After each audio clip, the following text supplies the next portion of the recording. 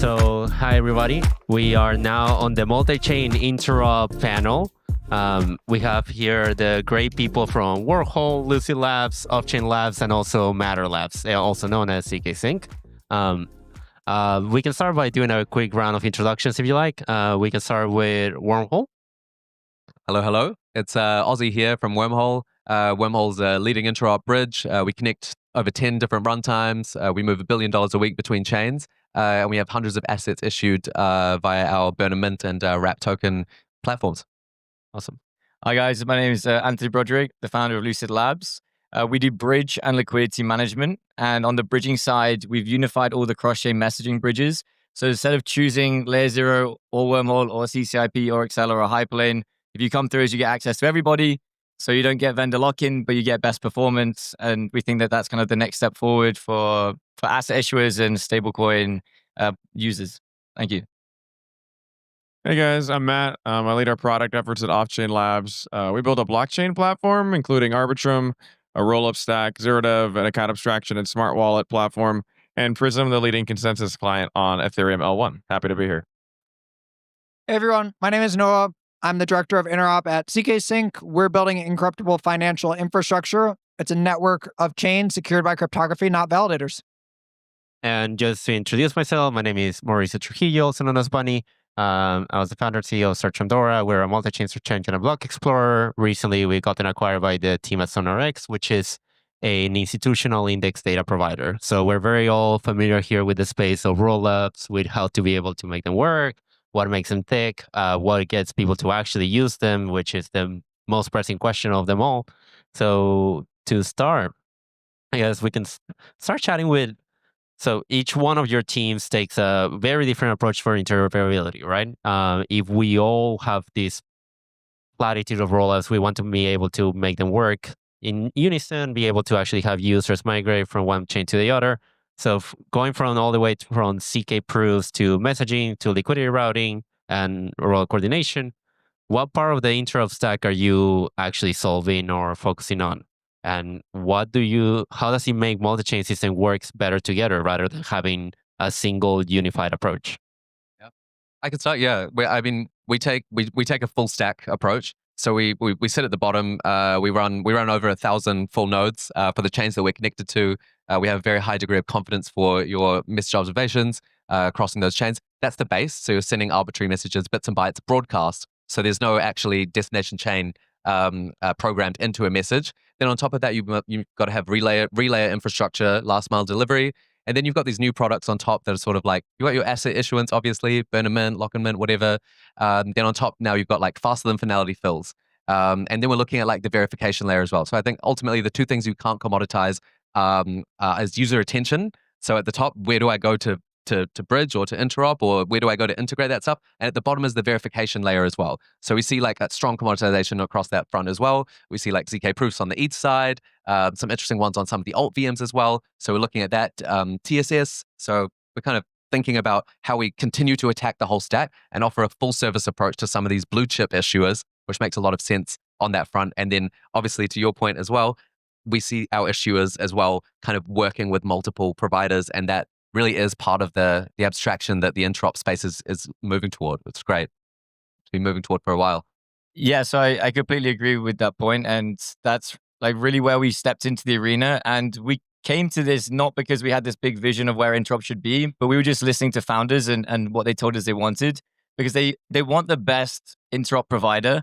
But because of all of the different standards and the different bridges that are only compatible with certain standards, there's a lot of fragmentation that the bridges are actually introducing.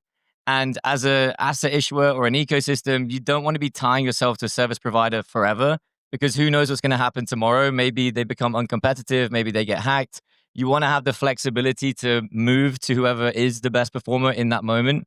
And so that's really why we started to try and unify these messaging protocols, so that you have the fluidity to make the decisions and you can activate whichever bridges you want. The users can decide themselves if they want to.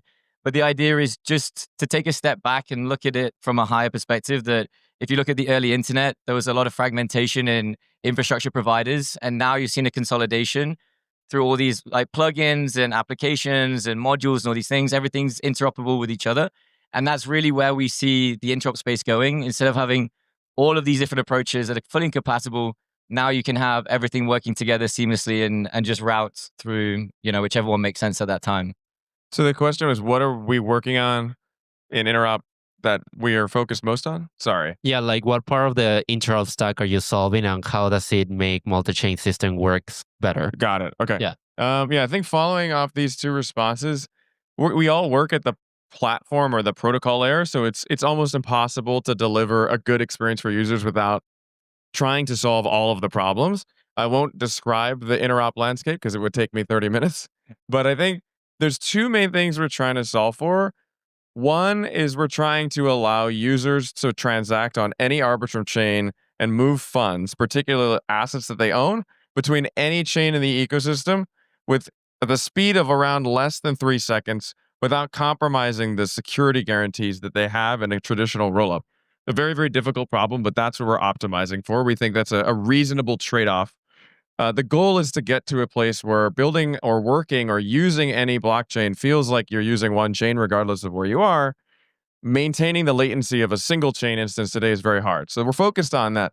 The second thing is we're very focused on ensuring new chains or new application developers, we want to ensure that they can customize the execution environment to their needs. You see a lot of institutions moving on chain.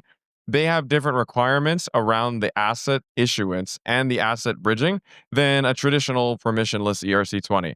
And sometimes that means it can move faster, and a lot of times that means it's going to move slower. So we're focused a lot on enabling those types of new assets being brought on chain to be able to move seamlessly within the DeFi ecosystem.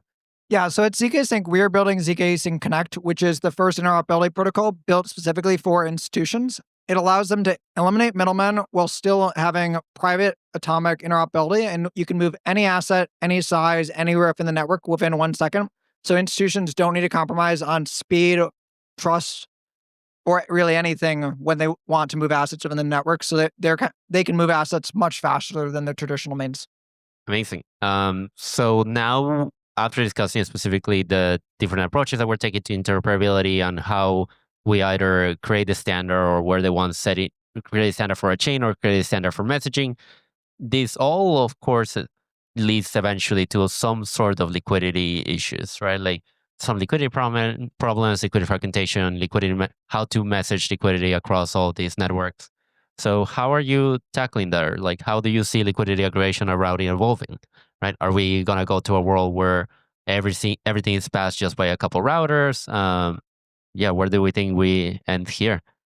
Sure. So on the conversation around standards, I think this is somewhere that a few years ago it would have been better to see the EF take more of a lead on, like proactively instead of more reactively in the last year or so.